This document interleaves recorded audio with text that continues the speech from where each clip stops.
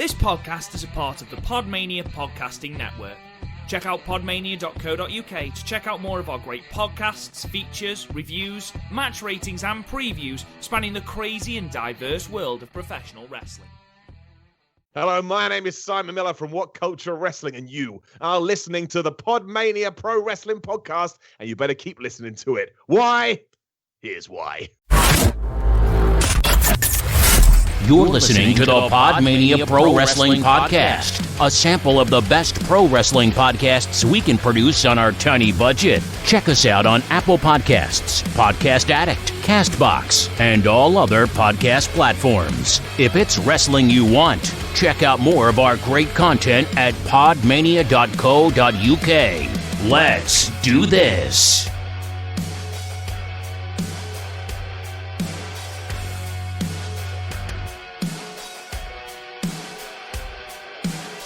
We need to learn all about kayfabe, so we cannot tell them this is the second go. This is definitely not a second take. We are. Oh fuck for hit! Hello everyone. Hi everyone. Welcome to PodMania. I had a song prepared. I totally did, but you walked in too early. It's a bit creepy. But we should probably ask Garth how he is. Hi Garth, how are you? I'm good again. I mean, I'm good here. Yes, banter, comics, video games. Progress. You've just cut out, so I need to tell you this again. So we're here to review Canadian Stampede. We're going to have a bit of banter because it's me and Garth. So I've been watching Progress, Garth, from like Jimmy Havoc's title run, and I think you'd either love it or hate it. So their World Championship is a staff. A staff. Okay. And everyone must bow to the staff. And the tag championships are shields.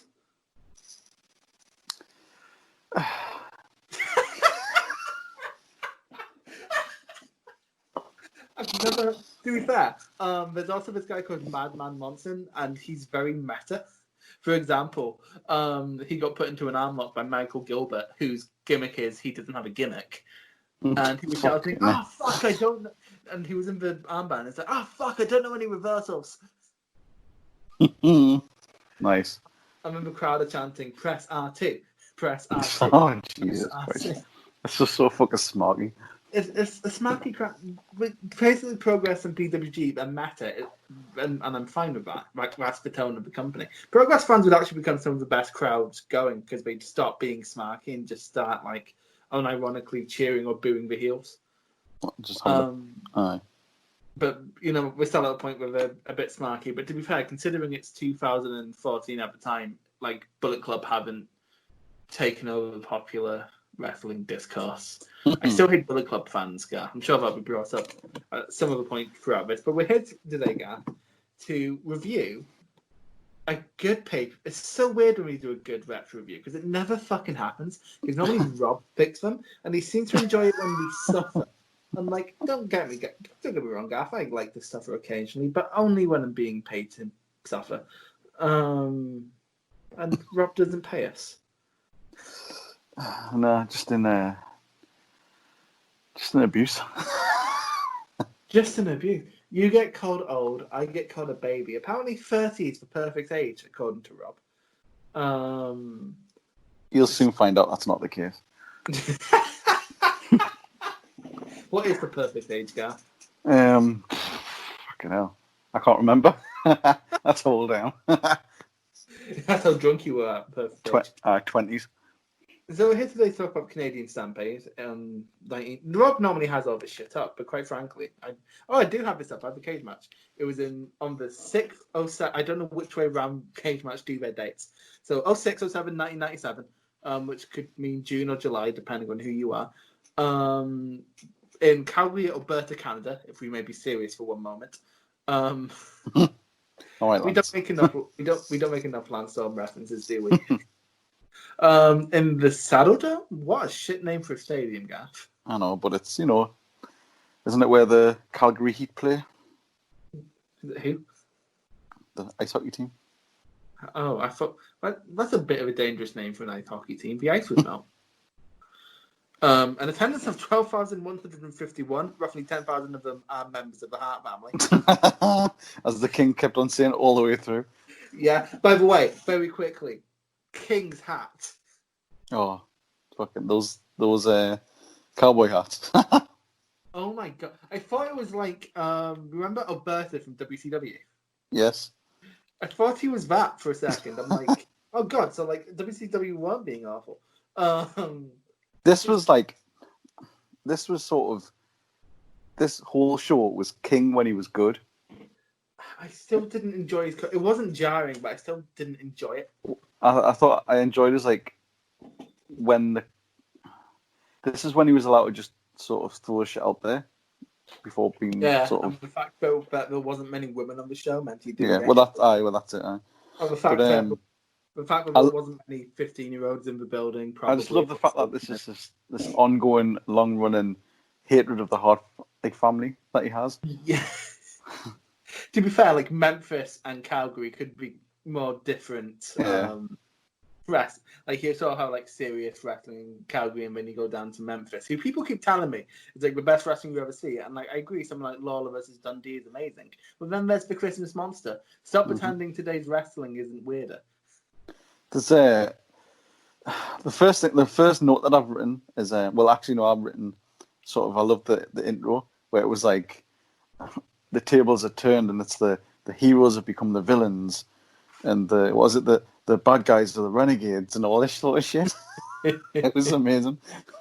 But I was like, when it pans out, I was like, oh my god, I forgot how much I hated that In Your House stage.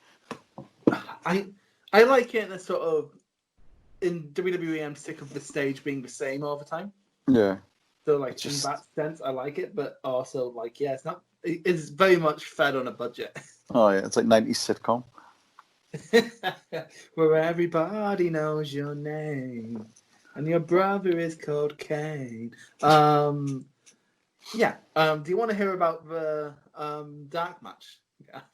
Come on, what is it? It was a free-for-all tag team match with the Godwins of Henry O. Godwin and Phineas I. Godwin taking on the new Blackjacks of Blackjack Bradshaw and Blackjack Wyndham. Oh well. Which of course is JBL and Barry Windham. Mm-hmm. That must have been serviceable. Hard hitting. Ambassadors with Blackjack Bradshaw is a notorious cunt. I don't know if you heard of him, Garth. He's a bit of a cunt. The Godwin. I don't remember the Godwins. Do you? Oh, I wasn't alive. Well, I was alive, just barely. Though. Not enough to sort of remember anything like the matches or anything. I remember them being around. The Rumble.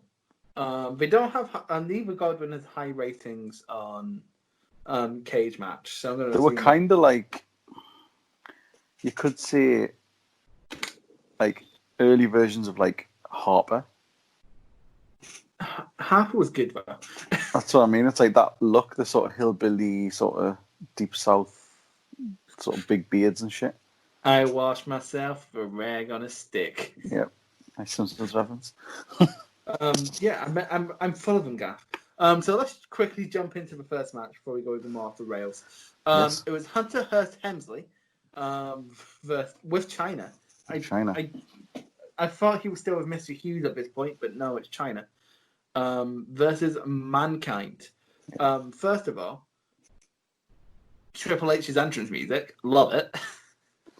I loved how the Fink had a cowboy hat on. Is that just going to be a running theme? It's like, yeah, this guy had a cowboy. It was just like, it's like, what can we do to make sure that everybody realizes that this is like cowboy Canadians? I don't associate Canadians with cowboys. I associate Canadians with like politeness. Winter. Anyway, this match. It was. Do you know what? It was all right, and I was watching it thinking like these early matches now with Triple H, Hunter Hearst Helmsley, like you could see that he was like technically a sound wrestler. Well, yeah, he kind of had to be back then because, well, I say that the Godwins were on this card, but because remember he went to WCW. Then again, Hogan was at the top during that time. None of these points are gonna resonate, but yeah, well, he was trained by Killer Kowalski, wasn't he? Mm-hmm. I can't imagine if you were bad, Killer Kowalski wouldn't beat the shit out of you. I always just kind of forget because obviously you get used to seeing the moves that he always does, if you know what I mean. Yeah. Like he The became moves he like does, the match is always ending in some sort of shitty finish, and then him beating someone who really should have went over. yeah. No, I'm not over Vengeance 2011. But like, beating CM Punk. this is actually a really decent match.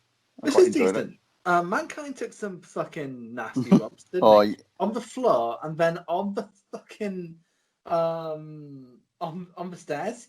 Yeah. Don't do that. Don't do that. I liked I loved how Triple H used the classic, most devastating move where you grab the rope to make your figure four leg lock twice as powerful.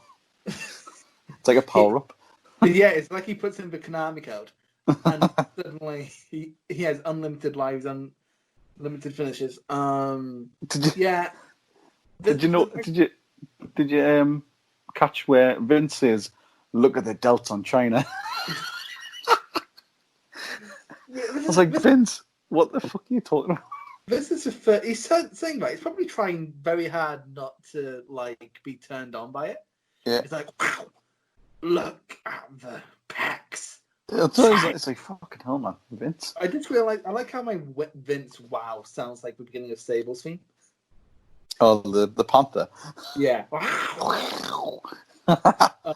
Christ, that must put phlegm in the back of my neck. Oh my god. Nice. Ugh, that's nasty. Yeah, this was just a solid, fine match. It wouldn't feel out of place in the main event of a Raw, really. Mm-hmm. Then it went outside, double count out. Oh yeah, they both went outside, double count out. This will be a theme throughout the night. But just, I'm not going to mention every time they appear because they appear a few times and I haven't got the notes for it, unless Garth does. But like they do appear, they end up outside after the second match, and then like they end up going in and out the arena sometimes. Why I want to bring this up, Garth, is because if I ever told you about the longest wrestling match in ICW history. No. Okay, so it's Chris Renfrew and Joe Hendry. I believe it was only last year, actually. No, it was 2 years ago. And we were having a Glasgow street fight, and then they fought outside, and then in the 3 weeks between one ICW event and another, Chris Renfrew was walking around Glasgow trying to track down Joe Hendry, which meant that Leighton Buzzard was also, who's like Joe Hendry's lackey, was also getting chased by Chris Renfrew, and Chris Renfrew kidnapped a referee. Jesus Christ. Who then got over. The referee got over and is now a wrestler in ICW. Excellent. I know, like, that's the kind of shit in wrestling we don't get enough of nowadays. As in, like, people naturally getting over, not the abduction. Anyway, so why don't you give this match, it didn't really end, so it's hard to... Yeah, I think it was a 6. It was good. I think 6 is good. I saw someone try and argue in. I saw someone try to argue for this being 4 stars in a review I watched, and I was like, "Are you mad?" No, it was like it was a sound match, and then it just yeah.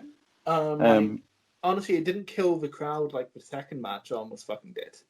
And you see the like the feud continuing as well, which is good. Yeah, but so that, actually, I've noticed how it's culminated because it culminated at SummerSlam the next month. In a steel cage match, the old blue steel cage, and which is just better because you can actually see what's going on. Although apparently getting thrown into it was a right bastard. So safety versus aesthetic, I'll take aesthetic. And then so Mankind was meant to rip off his jacket to reveal a heart on his chest, and so he can debut Dude Love next week. But he forgot he would be sweating, and the heart sweated off, so it was just a pink. It looked like he had a bash, like a pink eye, isn't it? Like a blur. Yeah. So I think it's more fitting for the Dude Love character. It was good. Like, it was what I had to. Yeah. Yeah. The bit, I loved all the bits in between after the matches. It was so fucking cheesy. I prefer this is easily when you think of Triple H and Mick Foley having legendary matches. This isn't one of them, but it's good. It's like it's like the house show version of a Triple H Mankind match, which speaks a lot to Mankind because Jesus Christ, those bumps. So next Next up, Garth, are you ready to get smarky with me? Well, before the match, we had the WWE float in the parade. An absolute hunk of shit. What an absolute, like, sometimes, like, for example, every time you see something ridiculous and you think, oh, this is going to be great because it's for Fed and we don't skimp out on stupid shit like this. We only skimp out on paying wrestlers and shit like that. But all like the stupid shit that doesn't matter. We pay lots of money for. What the fuck was that float? Jesus, no idea. I don't have any idea either. And But then they showed all the people queuing up for the legend, Bret Hart. We'll get on to. Can we condense all the Hart vignettes? Hey, this program was like a heartathon. Okay. Yeah, the float was awful, and for the rest of Bret Hart and Hart family vignettes, there's a couple more. Can we condense them all into the main event, please, just so we can? We'll have all the Hart stuff in one place because I do have notes on the Harts actually. The bit just after this, or where it's like the Hart and the thing, and then Stone Cold comes in, and it's like Pat Patterson holding him back. It's like if Stone Cold wanted to, he would pull away. Yeah, like if Stone Cold really wanted to fight every member of the Hart family, he'd just go for it. Anyway, so this next match, Garth, are you ready to get smarky with me? Is there any other way? So, Great Sasuke versus Taka Michinoku. Who looked about 15 years old. He didn't look very old. He looked like Marco Stunt if Marco Stunt could work.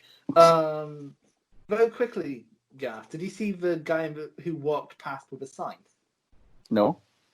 Some smart. You know what's worse than like smarks of today? It's smarks in the 90s because they're so smug about being smarks. So it's because they worked for that. They really worked for that. Work for that. First of all, the guy walked along like he clearly wasn't in that section. So as soon as the match was about to start, he walked along with with a sign that said, "This is work rate." Jesus. I know, it's like, oh, you're so good. You're very clearly just trying to be observer. I'm not going to lie, this match was brilliant. This match was brilliant. It's basically a Michinoku Pro showcase match. How old was Sasuke here?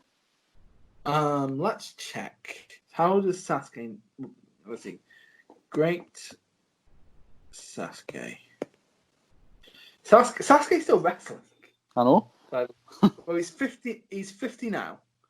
So he wouldn't have been that old then. 3 years ago.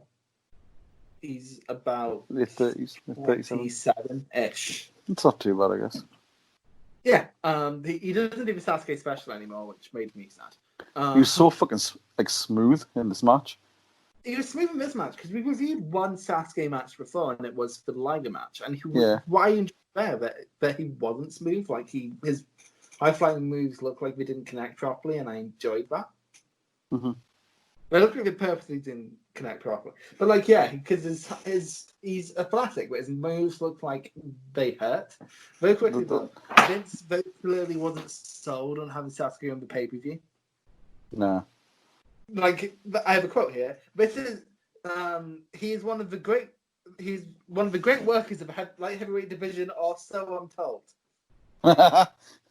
Do your research, like Vince. if you had to like review a New Japan show, and you're like, fucking, Zack Sabre Jr. is one of the best technical wrestlers and is better than Bret Hart, or so I'm told. Whoa. He is. Right, so I didn't take extensive notes of this. My notes of this is basically moves happened. Yeah, it was just the most I took was like the fact that like Sasuke's like the spinning back kicks look mean as hell.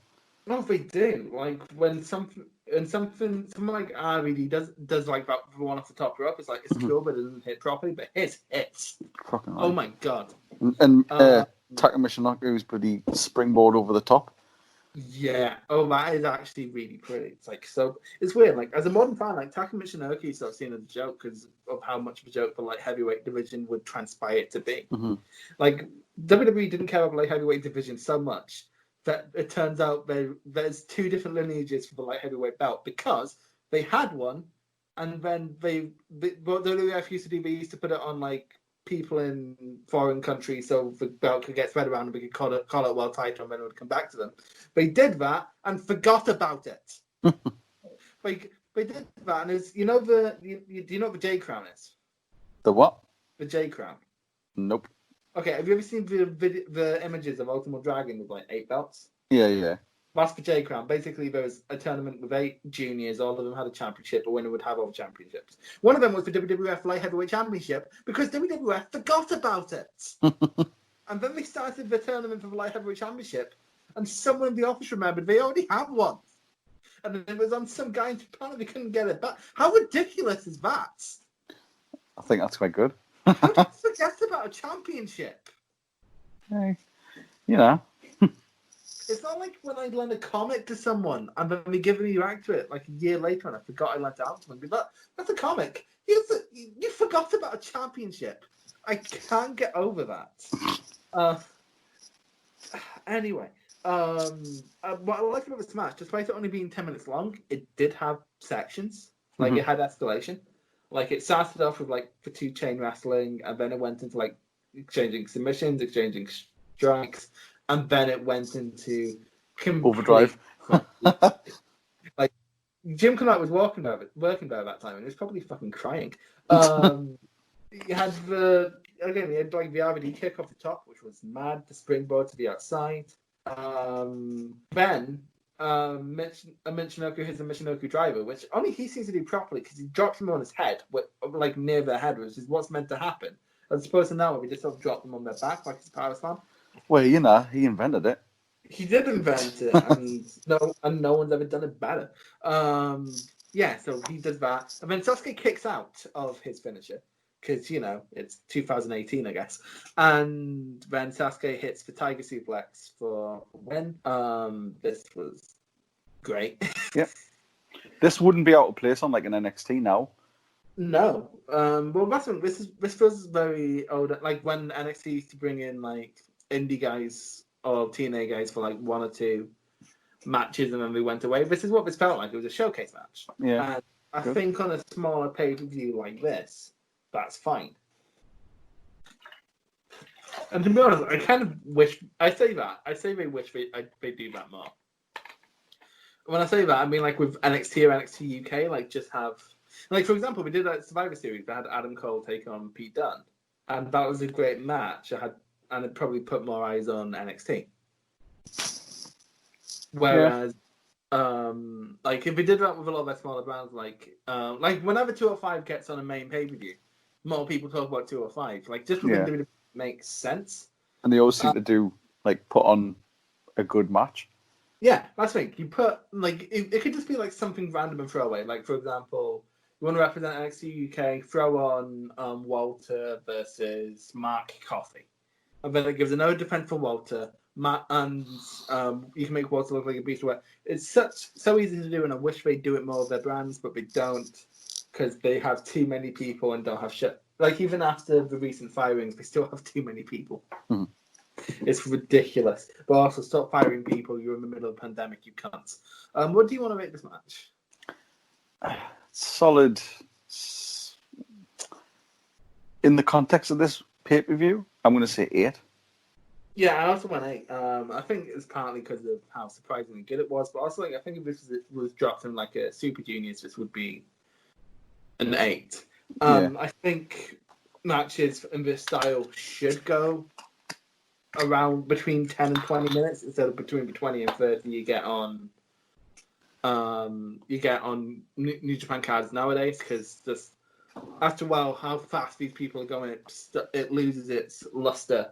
Yeah. And like Ospreay makes it work because he puts layers on it, but when it's someone like I think actually the All Japan Junior division is a perfect example where if it's longer than like 15 minutes I stop caring. It's stuff like that. It was like it had everything needed to show what these people can do. So yeah, and then Sasuke was never used again. To be fair though, as a Michinoku Pro showcase match, I don't know much about Michinoku Pro itself, but if you want another Michinoku Pro Showcase match, Barely Legal 97 for ECW, about 6-man. Amazing. I'm excited for a 6-man, Garth. Well, we've got a 10-man coming up. That's too many people. Too many hats. So, Okay. like, going into the next match, Triple H and Mankind were brawling outside. brawling outside again. And you had Paul Bearer. Paul Bearer, because Ahmed Johnson had got injured, who was supposed to be in this match. Ahmed Johnson got injured, and so Vader was a last-minute replacement, wasn't he? Which is crazy. With Ginger Bearer, like. Did you right? Apparently, this was to like make him more in line with Kane because Kane is red, but like Charlie was a bit do it than going Ginger. It was just weird. I just love how he kept calling Undertaker a murderer. Oh, we're going to the next match. Introduce the next match. Vader versus Taker for the WWF title. I completely forgot Vader Taker was champion around this time, which doesn't make sense because he was defending the championship in Hell in a Cell, wasn't he? Mm-hmm. So, oh no, he wasn't. No, because he lost it to Hart at SummerSlam, and then the screw job happened, and then sorry, Gav, touchy subject. I know. This The only note I have for this match is murderer, because I'll just say right now, Paul Bearer said the word murderer quite a lot. Oh yeah. It's weird. I know this is going to sound like sort of bitching at modern wrestling, but the crowd.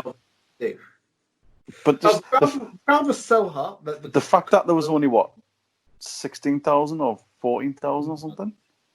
These people were louder than if there was 40,000 now. Yeah, because we did before we went to Canada super often. Because there's no preconceived fucking notions of the crowd getting themselves over. There's people there going to watch and react to a wrestling show with no fucking. I don't know. It's weird. I mean, obviously, Taker always gets the pop he always gets, but the pop he got here it felt louder, if you know what I mean. Yeah, are you done being old man Garth now? No, never. Right, because I have got a note though to say it was great seeing this Taker because he's fucking mobile. Oh yeah, like when was the last time we saw a mobile Taker? It must have been the Shawn Michaels match. I thought this was a good match. It was a good match, but again, it was overtaken by the fact that Paul Bearer kept shouting "murderer." It was like, "Murderer!" That was when Vader did like a big move. No, what happened was Bearer sort of lured Taker in, and then Vader got from behind, and then Bearer turns to the camera, and starts going, "Ha ha ha ha, murderer!" I love it when he went and put the boot in as well. Taker's on the floor, he just boots him. Paul Bearer is such a good manager, bro. But like he never worked for anyone but Taker. He never every time he worked for someone but Taker, it wouldn't work properly. You see when where Taker was sort of where the comeback was starting to happen, I noticed the camera was legitimately shaking. Yeah, for how hot the crowd were. Yeah, that like fucking hell, it was unbelievable. It was like a football match or something. Yeah, I say yeah. I don't watch football. But did they kind of botch the reversed tombstone again? Before we get into that, I do want to mention one thing. It's that Vader was bumping circles around Taker, which is not something you imagine when you see someone Vader's size. Because I think this is the first time we've actually had Vader on the classic review section, so I want to sort of splooge about him. How good is Vader? Oh yeah, he's always been good. He's always been good. He's good everywhere he goes. Like he was good in WWF, and we still waited him. I think it's just another one. He was another one. The people who were caught in the crossfire of like the big change, same as like people like Bam Bam. Yeah, and also the Click. Both. Well, that's the thing. Yeah, like it was like they were starting to sort of really take over. Yeah, so like Vader sort of got politicked out of his title run from SummerSlam because the plan was, I believe, to have Vader beat him, and then Bam Bam also got politics out. Apparently, Bam Bam and Bret were close. Mm-hmm. Which I can't imagine them hanging out. Apparently, Bam Bam was a really nice guy. So was Vader. Yeah, Bam Bam and Vader were apparently lovely. You wouldn't believe it. I mean, we reviewed a Vader match with a young lion where he fucking knocked Stan Hansen's eye out. Well, he knocked fucking thing his ear off, didn't he? Yeah, Foley. Yeah, but apparently that was an accident. Like, it was Foley's normal spot, but someone did the ropes up too tight, so his ear he almost died. It's insane. Anyway, they fucked up the tombstone, but it's very clearly meant to be like the tombstone into tombstone spot, like from Mania 27. Yeah. But then that got fucked up. So, to be fair, they did a very good. They did a decent job of improvising a finish. It was good how Takeover Blackpool, the first one, where Joe Coffey and Pete Dunne both fell, and then we're like, right, we'll just do the spot again. Actually, when we tried to do the spot again, it kind of worked because they found a way to naturally go back up to the top, but then they fell again. It's like this one was good because like JR and the King sort of covered it, so they sort of distracted you from it. But it was good, and it led into the sort of the lead up to the sort of top rope sort of choke slam and stuff. Well, the middle rope choke slam. Yeah, again, the veterans, so they know how to do a finish. Vader has seen several finishes go awry in Japan because, quite frankly, people just shoot on each other. And I'm bringing this up, Garth, because I want to tell you about the shoot. Did I ever tell you about the time Antonio Inoki told Andre the Giant to shoot on someone? That was in a documentary I watched. And it's super weird, right? Because Andre is big, but he sure as hell not a fighter. No. So, like, he was in there with Takada, who is a really, like, legitimate badass fighter. So Takada just kept kicking Andre in the leg before Andre gave up.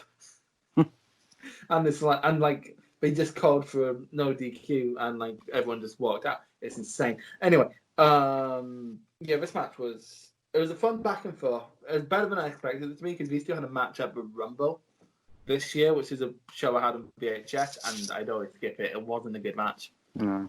But Vader went over, which sort of makes sense why you get a shot to take it here. And I don't know. What did you give it?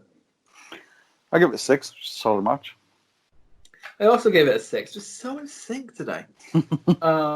So got this review short. So Garth, what video games have you been playing recently? A mishmash of shit. Of course, I've been playing WWE 2K19. Yeah, not 20. Who the fuck would play 20? I own 20. I regret it. It's the worst £10 I've ever spent. I've been playing Pro Evolution Soccer 2020, which isn't that good. What's the difference between Pro Evo and FIFA? Oh, we don't have time to go into to the varied differences and how different could merits. They be? You wouldn't believe it. Well, put it this way: it's kind of like the difference between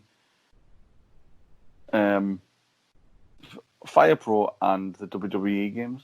Okay, so PES is just better, is it? Pretty much. It's the more fully realised, well-rounded game, but it doesn't have all the flash and bang. Right. Okay. So FIFA has all the bells and whistles, but Pro Evo is what real fans enjoy. Got you. Yeah. There you go. Exactly. By the way, can I quickly tell everyone about the PodMania Cup that I've been doing on Fire Pro? Because you've been getting a lot of updates, haven't you? Yes. So essentially what happened earlier this week, it's Monday, isn't it? Last week, I asked both Rob and Garth to give me 8 people for a tournament.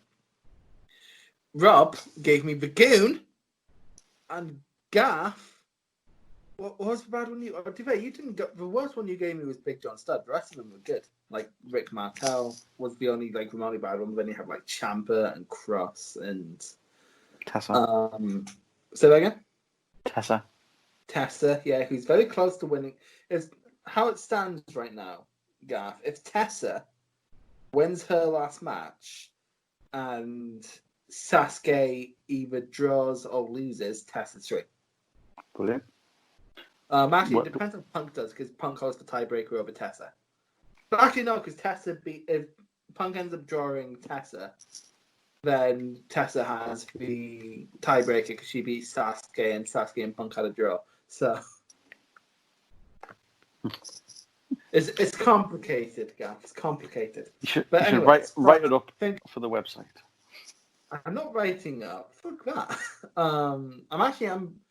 thinking about doing a retro review, but I don't know what I'd do. And also, I'm never good at like writing critiques for wrestling. I'm good at writing critiques for everything because I had to do it to pass uni. But like for wrestling, I just can't. I just end up shit posting, which is why I work better in a podcast format. But still, ladies and gentlemen, because I don't want this podcast to be less than half an hour long. Because Jesus, this isn't a long show. Like, well, I thought like if like going back there, like the story of the actual story of the pay-per-view, really, like the build-up for the 5-on-5. It wasn't just like a case of it's a 5-on-5. There was actual real like story behind it. Yeah, like Austin hates everyone. Like I liked the bit before where like all the Americans were having a promo and then Austin just walked off when it was his turn to speak. Yeah, that was quite cool. The Hearts still can't cut a promo. I'm sorry. Like, well, just like no, Owen's all right, and Bulldog isn't. You can't like I'm British and I can't understand what Bulldog's saying half the time. Neidhart's always good for a laugh. Yeah, Neidhart's good for a laugh. He's sort of like Zandig. And then Brett, I'm sorry, has Brett ever cut a good promo? Ever? Brett only really cuts the good ones when he's basically shooting. All right, so basically when he's having a moan. Yeah. That doesn't count. Oh my God. Brian Pillman's just fucking. Pillman's crazy. Exactly. So like basically, how Pillman got to WWF was he did that thing in WCW. Was like, I respect you, Booker Man. Walked out, and then he didn't want to keep working for WCW. So what he did, for this angle, he told Bischoff, right, actually fire me in front of everyone and release me from my contract. I'll sit at home for a couple. You've paid me well, so I'll sit at home for a couple months and then come back. And then the next day, he ended up in ECW because he's a mark. You know what Hogan tried to do? Because by that point, Pillman was one of the hottest things in the wrestling world because everyone's like, "Oh, what's happened? What's going on?" And then Hogan was like, "Bring him back. I want to go over him." Brilliant. That literally happens. Well, he's like he just follows the trend, doesn't he? He's a cunt, yeah. I'm so glad he's not on. So, this match. First of all, every member of the Hart family is so over. Yeah. For the Hart Foundation. Each one individually got a massive pop. I still thought it was a bit of a again, as much as I love Bret Hart and Owen Rollin, this was just an absolute loving, wasn't it? It was just milk every last little second. Having them all come out individually, it was like, that's a bit much. Yeah, because they all have very similar themes. Yeah. Neither doesn't even have a theme. No, he just used Brett's. He just uses Brett's. By the way, the Smart fan was back. Oh, right, really? That man I told you about. He came across with a sign that says, "What is kayfabe?" Fucking hell, man. I know. Like, again, is there anything worse than a 90s Smart? I don't know, there's loads of them now. I know. There's loads of them that turn up at the events wearing certain things to get themselves known and get themselves over, which is just fuck off. Well, there's a guy who sits in front of nearly every Progress show in a Carlito shirt, but he doesn't draw attention to himself. I think it's literally just a tradition for him. It's like, well, it's Progress Day, so I'm going to wear my Carlito shirt. Like, he's not distracting. It's just every show. It's like, oh, Carlito. It's actually more distracting when he's not there. But yeah, I'm trying to think of an example. I'm not sure. Well, obviously he's not there now because there's no one in the arena. But remember that guy who's always in the front row of every WWE show? What, that? With a long straight hair. I remember the green shirt guy. Actually, apparently, I saw it was an old What Culture podcast from years ago, but this always stuck in my head. But Kenny McIntosh was on it, and he talked about going to like a show in America and see, because apparently a lot of the, like, there's Lesnar guy, there's Liger guy, like, but we've become notorious, and apparently one of these super fans were being catty because we weren't able to get on the hard cam. Fucking hell. I know. No one watches Raw for you. Fucking arseholes. Nobody watches Raw nowadays anyway, but still. By the way, I love when going back to we'll come back to shitty fans of the crowd in a second, Bruce. They drew attention to the documentary crew. Yeah. Which is, of course, the dark side of the ring. Well, no, it's the Wrestling with Shadows. Wrestling with Shadows, that's Yeah. But have you ever watched Wrestling with Shadows? Yep. What do you think of it? It's good, but I would love to see like an extended cut because you can tell they've missed a lot out. Yes, because it's made for TV, isn't it? Yeah. So we had to stick to a strict time limit. I agree with you. I do wish for because honestly, if it had it was only a half an hour long, wasn't it? I think I'm sure I've seen the version that's nearly an hour. I think if it was 90 minutes, it could be great. Yeah, it's good. I'm wondering if was Bret Hart not happy with it or something. I can't remember. I think it was literally just because he just wanted that part of his life to be done. Yeah. I mean, to be honest, it's the fact that that's documented in the way it is was quite sort of. And there's still people, and just to think, Garth, there's still people to this day who think it'll work. Well, this is where that comes from, isn't it? Because they're saying, why would they be documenting all this if it was just a regular sort of retirement, blah, blah. It's like, well, they didn't know this was going to happen. And that's why they sent him in with The Wire, etc. It's a fascinating watch. So anyone who hasn't watched it, go and check it out, because I'm pretty sure it's on YouTube now. They're all on, yeah, you can find it somewhere. It's probably on Daily Motion if it's on YouTube. Yeah. What I will say is I love non-WWE documentaries because it's amazing how great WWE are at spinning history. Oh, yeah. Like right down to ruthless aggression. The rise and fall of, for example, whenever someone like WCW raids WWE, oh, it's a raid and it's evil. Whenever WWE raids an indie, oh, they're just expanding their market share. Yeah. It's shit like that. And I don't know, when it's a non-WWE, like for example, the Dina Bravo story would have never been told from WWE. Ever. Yeah. Too dark. Whereas, too dark. For once a Triple H hump a dead woman. You know. Anyway, so back to the match. Back to the match. Instead of the entrances, because the American, no American got a good, and the Road Warriors didn't even get a Road Warrior pop. That's it, and this is this must be one of the very, very, very few times where Austin was universally booed. Yeah, no. The thing is, there was still some cheers. It was like a Cena reaction. Yeah, but it was just, and you could tell he was loving it as well. Oh yeah, it's like, oh fuck, I haven't worked heel in so long. Yeah. But can we quickly talk about how weird the team is? Oh fucking hell!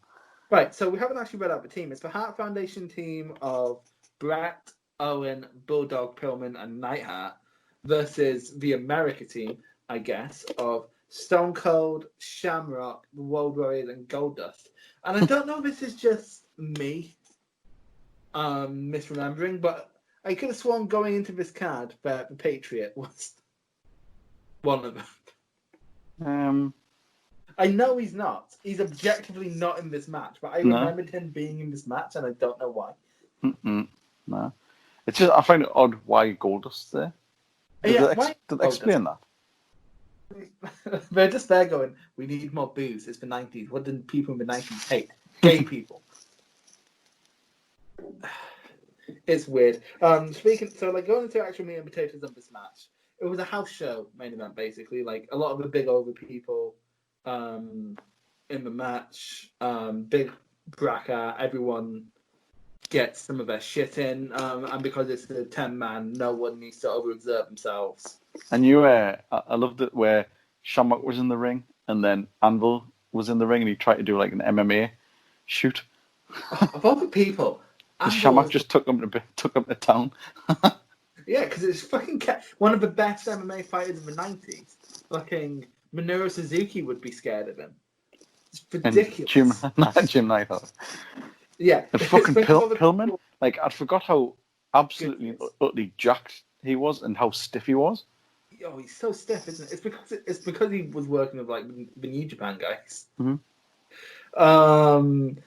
Okay, so halfway through this match, at some point in this match, Bruce attacks Stone Cold. We don't get to talk about Bruce Hart very often, so I want to. It's amazing how often he ruins his own push. It's amazing how often he loves to get himself on fucking camera. Yeah, He's so desperate. So he was meant to join the Heart Foundation at some point by someone's account. I forget whose. But apparently he was meant to join it. And then, because he wanted to get himself over, he hit Austin a bit. He worked a bit too snug with Austin. And then Austin complained, so he didn't get his spot. Which, of course, he did. Why did you punch Austin for real? Right, so Bruce Hart. He's a weirdly tragic figure for being such a cunt. Like, for example, apparently he's the one who pitched the Owen-Brett story, but it was for him. And then Brett was like, no, I want to do it with Owen. Yeah. Which makes sense, but also I'd be mad as well. Yeah. But then again... Yeah. Also, Bulldog ran off with his wife. Yeah. Have you heard about this? Yeah, it's in Brett's book. Oh. The thing is, I know someone who's... Because I was talking to someone who's read Bruce's book. Oh, no. I didn't even know he had one. My friend is obsessed with wrestling autobiographies. Like, I've shown you my comic shelf before, haven't I? There's like one shelf dedicated to comics. He has that, but for wrestling autobiographies, and it's overspilling. Brilliant. I'm not being funny. He owns all of Mick Foley's books, and after the first one, there's no points. Yeah, it's similar like Jericho. Yeah. Oh fuck. Jericho. How does Jericho keep releasing books thicker than the Bible? Like, he loves talk. Because he loves talking about himself more than Bret Hart does. Yeah, he loves talking about himself more than he likes minimizing minorities. That's gonna take his podcast. Jericho's racist. He's not, but he's ignorant. But yeah. And then another Hart attacks Austin. Now, I didn't make note of what Hart, because quite frankly, if it's not Bruce, I don't care. Was it Ross? Ross. That actually, that's such a shit name. Owen is taken out of this match with a leg injury, and then Brett, as revenge, targets Austin's leg. I love that. And then Austin gets taken out, and then it leads to a run-in later on to increase pop. All of this, like this match, there's nothing in terms of the moves. You might disagree with me, Garth. In terms of just moves, there's nothing worth talking about. It's all smokes and mirrors, but it works. There's a pretty good Doomsday device in there, even though Hawk's I'm sure Hawk's high off his tits. Well, yeah, but like, it's hard not to have a good Doomsday device because they actually hit them. You've got the work on the knees, the work, whatever. Yeah. I'm trying to think what else. Shamrock just farting around. Wait, there was a suplex at one point from Bulldog, where he almost drops Goldust on his fucking head. A superplex. There's one way he does it on Hawk, but Hawk can't quite hold himself up. But the thing is, I get that, but like he almost killed Bulldog. I almost killed Goldust rather. Yeah. Like, oh my god. Like, honestly, Bulldog's not a good wrestler. He's just had, it's like the only classic Bulldog match I can think of is Brett, and Brett fucking babied him through it because he ended up doing smack with Nightheart. There's Goldberg gets his own back on Bulldog, though, because he does a nasty sort of spike Bulldog right in the top of his head. That was quite nasty, actually. And then, like, a big brawl happens at the end. Owen runs back in to stop Austin doing a sharpshooter. The entire Hart family gets involved. I assume this is where Bruce got Austin, and then Owen rolls up Austin for the win, which would set up the match next month at SummerSlam. Good booking. That's a great way to end a big pay-per-view because it gives you a reason to watch the big pay-per-view that's coming up. Yeah. And also a way to get every single member of the Hart family in the ring. Every single one. It was like in ECW when the Public Enemy finished the match. Did you spot some? I spotted Teddy Hart. I spotted Teddy Hart. He had a very distinct face. Yeah. Teddy Hart. It's like, oh, it's Teddy. Did you notice though? Did you spot the fact that Owen and Brett were not very happy about this whole thing? Yeah, blatantly. No, that's the thing, because like they are just the stars of the Hart family. No one else in the Hart family comes close. But then, like, whenever the other Harts get any sort of opportunity, like, for example, think back to the Hart versus King / Shawn Michaels match at Survivor Series a few years before this, where Bruce Hart tried to get himself over. Like, the only people who didn't were Keith and Ross, because they were just like, we're not full-time wrestlers, we're doing this as a favor for Brett to help serve the story. And then, like, Bruce is there trying to get himself over. Like, it's fucking leather jacket. Go back to SummerSlam 90. What's the one we did for? Where Is that where Bulldog's in the crowd? Yeah, the one where Bruce is the only Hart left in the ring at some point and starts. It's ridiculous, isn't it? And then, like, apparently at Mania 26, Bruce kept pitching ideas, and Brett had to go stop. And also, you're gonna love this actually. Back in '92, Survivor Series, when 92, 93, one of the two, and when it was one with where Shawn came back to replace Lawler because of accusations. And get this right, Bruce kept interrupting Brett to pitch things. And then Shawn snapped, going, if my brother was the world champion, I'd just shut up and let him dictate the match. Yeah. Like, seriously, Bruce is... Like, you think Brett is Brett. Bruce is more Brett. Like, Bruce I think it's the fact it's just jealousy, isn't it? Like, Bulldog stole his wife. And then took their children away, apart from their disabled child. Fucking hell. I know, right? Like, that's just outwardly like, to the I feel more sorry for the child, but also, like, you take away all his kids, and the only one I'm sure he was more than happy to have one of his children, but you split them up because you don't want to take care of your disabled son. That's so cunty. Yep. But in Brett's book, I remember reading about this, saying that wasn't his idea. That was Vince. Blah blah blah. But he was saying that the thing that pissed him off the most was where they dragged his mum into the ring. Oh yeah. So she was in like no fit state to do it. She was struggling going up the steps. And they'd said beforehand, like, don't just leave her and like Stu at the ringside. Mm. And like you can see, well, if you watch, you can see, and this is around about the time where Owen had first started thinking he wanted to leave. And you see him get his kids and his wife, and they're just pissed off. Yeah, like I think they basically just wanted, like, they would have been happy with I think they would have been happy with like one of a brother who wasn't Bruce jumped in the ring, or like some of the kids, but like to have the whole Hart family fracas, no, like they were very visibly done with it. And then Austin came out and attacked Neidhart. It was so good when he got cuffed and everything. Yeah, and he was like flipping everyone up, and he was cuffed. Austin, Jesus. But also, going back to people who spotted, you can also see Tyson Kidd, Natty, and D.H. Smith. Really? I didn't notice him. Well, you can definitely see Natty. Smith. Tyson Kidd is next to Teddy. All right. By the way, very quickly, because I don't think there's ever going to be a natural opportunity to talk about Teddy Hart on this podcast again. Fucking lunatic. How is he a Hart? Is he a... He's not like a nephew, is he? Is he a nephew to Brett? Hold on, let me double check the relationship. Apparently Teddy Hart hates the rest of the Harts. And that's but then he, like, hasn't he... Doesn't he constantly get bailed out by them, though? Well, yeah, he keeps getting arrested. Edward Ellsworth Annis is a Canadian professional wrestler, better known by his he's currently... Right, I want to know who's related. Parents is... Yeah, Georgia Hart. Georgia Hart is just like the sister. Oh, well.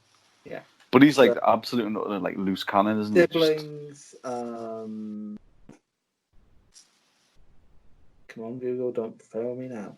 Siblings: Wayne Hart, Ross Hart, Allison. Jesus Christ, there's a lot of Harts.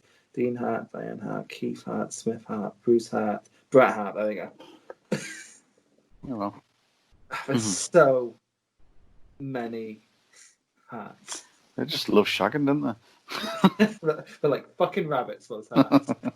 Like, just stop. Stop it. What did you give that match? I found it hard to rate because, again, it's a house show match, but like all the smoke and mirrors worked. For like reference, by the way, on Cage Match, this has 8.96, which is about as high that it's one of the top 50 highest rated matches of the 90s on Cage Match. This match, I mean, I enjoyed it for the novelty of it, but it wasn't very novel. It wasn't like a sort of marquee match or anything. Yeah, again, if this headlines say a house show that me, Rob, and Garth went to and got pissed, we'd probably be saying for the rest of our lives that this is the best match we've ever seen. Oh yeah. But in terms of like pure work rate, it is a hard one to rate, isn't it? Mm-hmm. We might have to ask what Rob gave it for an official rating, but I'm feeling overall a good 6 to light 7. Yeah, I'll happily go 7. Well, I think it's physically impossible for you to rate a Bret Hart match less than a 7. Let's try it. Well, I don't know. Strike for clown. Then she's getting screwed over. I mean, like, that's my personal favorite Bret Hart match, but other than like the WrestleMania 26 match, I kid. I actually like Bret. Actually, I want to talk to you about something. Who do you think's a better overall wrestler, Bryan Danielson or Bret Hart?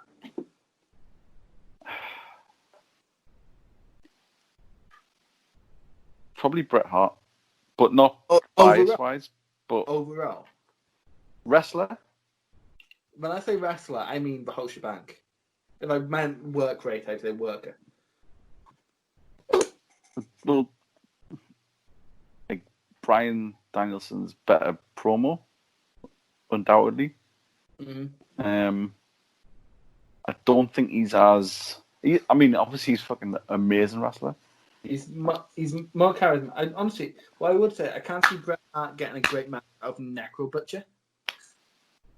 Depends.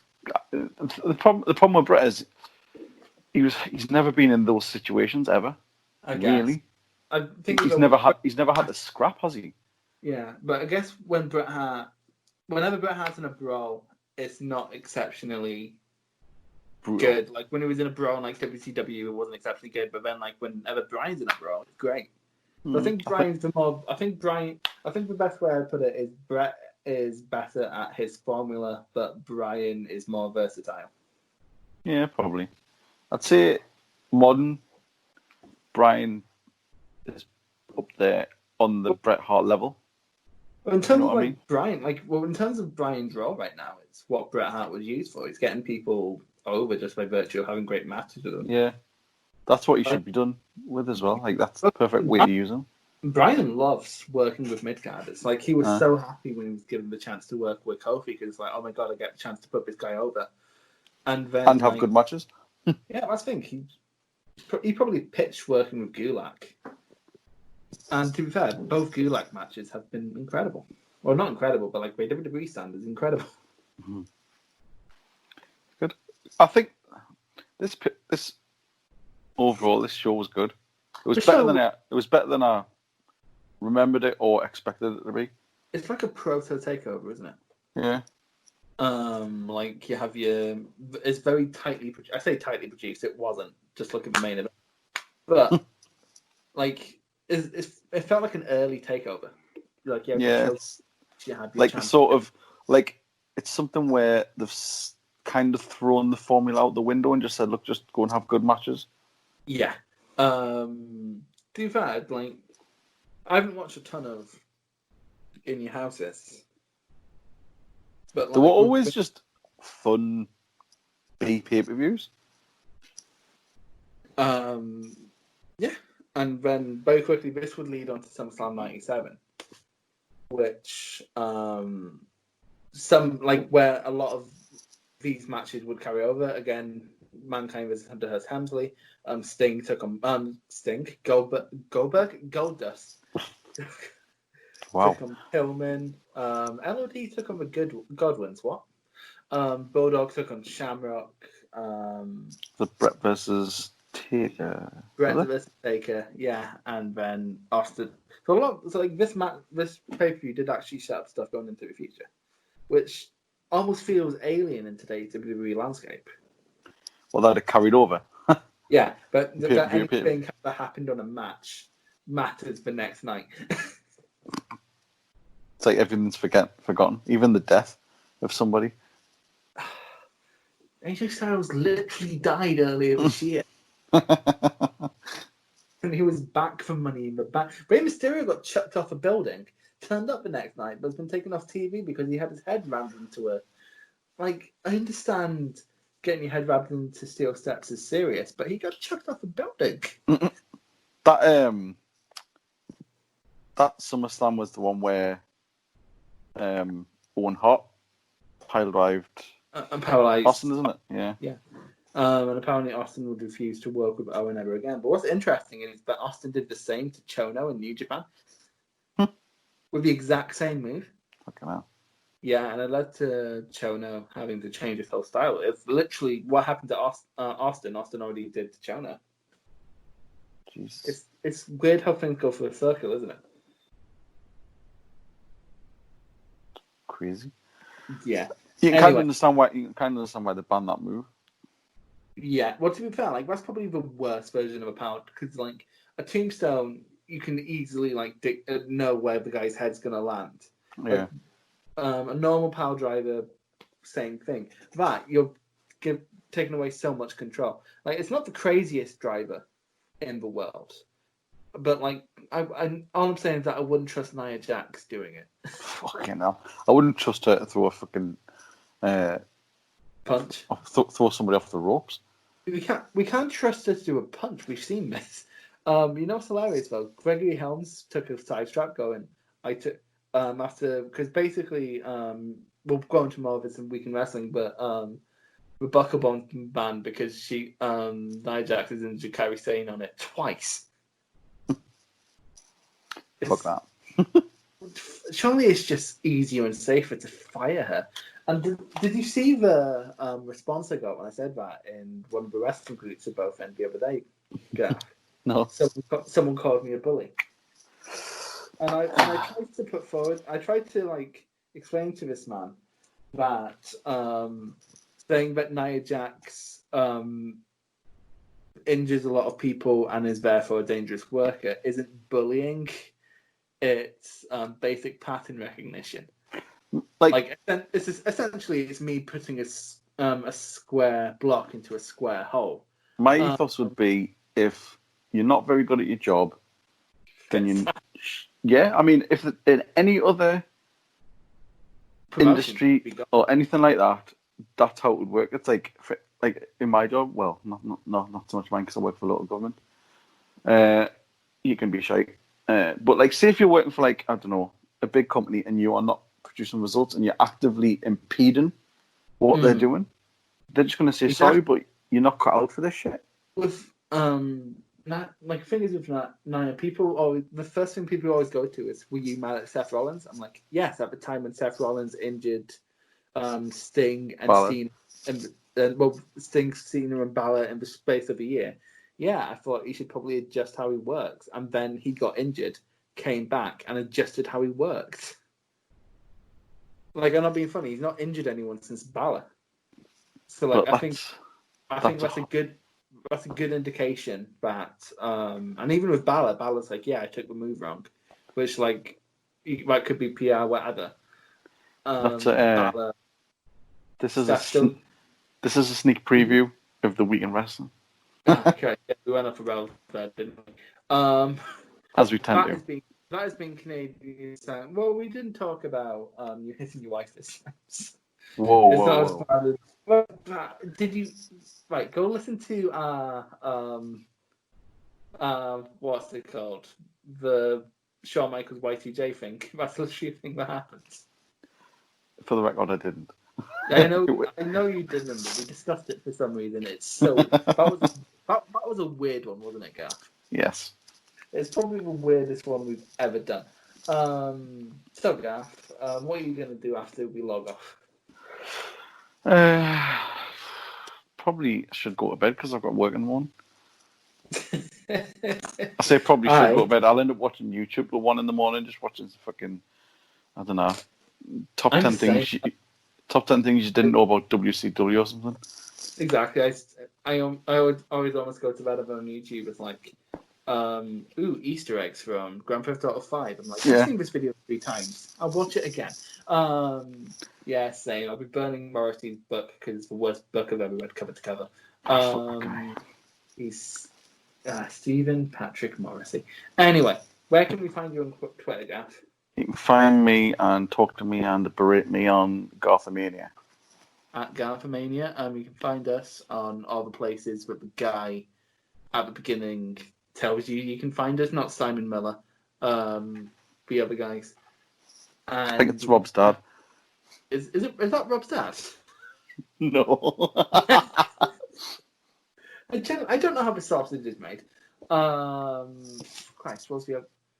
Oh, well, you can find me on Snapchat at OMan04. I'm more likely to talk to you on that. You can join us later this week for Week in Wrestling. Yep. You can watch the Stardom cast where we did a tribute to Hana Kimura and Arisa Hishiki's careers. You can join us on the Young Lion where we're going through the Tanahashi and Okada feud. I want to get you in on one of them, Garth, but I don't know if you have the time.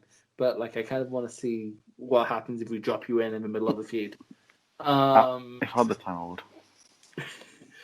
But also, I don't know if we could take it because there's so much Prince Devitt in the next few episodes. I'm not quite sure I can take the sex appeal.